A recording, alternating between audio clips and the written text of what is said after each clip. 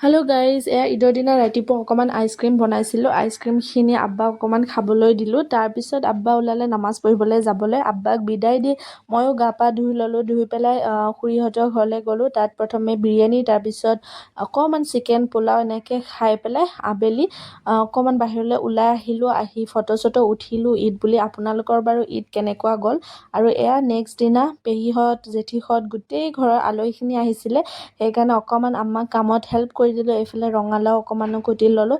তাৰপিছত এয়া আমাৰ গোটেইখিনিয়ে জেঠাই, পেহা গোটেইখিনিয়ে ভাত খাবলৈ ল'লে। তাৰপিছত আমিও গোটেই ছোৱালীখিনি, মহিলাখিনি বহিলোঁ। তাৰপিছত ধুনীয়াকৈ খালোঁ আৰু এনেকৈ বহুত দিনৰ মূৰত লগ পালোঁ, ভালো লাগিলে। আৰু নেক্সট দিনা মই আকৌ অকণমান বগৰীৰ আচাৰ বনালোঁ হোষ্টেললৈ লৈ আহিবলৈ। আৰু এই পিঠাটো দেখিছেনে ইমান ডাঙৰ।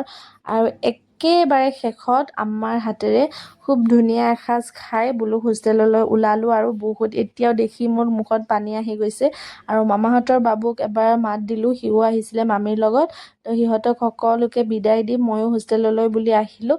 আশা কৰোঁ আপোনালোকে ভিডিঅ'টো ভাল পালে। আজিলৈ বাই।